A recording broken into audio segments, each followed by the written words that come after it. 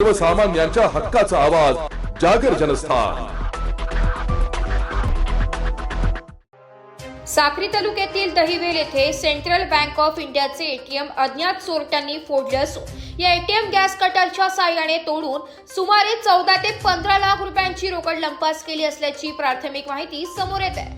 आज पहाटेच्या सुमारास ही घटना घडली असून स्विफ्ट गाडीतून 2 जण आले असून या दोघांपैकी एकाने एटीएम मध्ये प्रवेश करीत एटीएम मध्ये लावलेल्या कॅमेऱ्यावर काळा रंगाचा स्प्रे मारून एटीएम फोडले। या एटीएम मधून जवळपास 14 ते 15 लाख रुपयांहून अधिकची रोकड लंपास करून दोघे चोरटे पसार झाल्याची माहिती पोलिसांनी दिली आहे। जागर जनस्थानसाठी प्रतिनिधी रूपक बिरारी धुळे।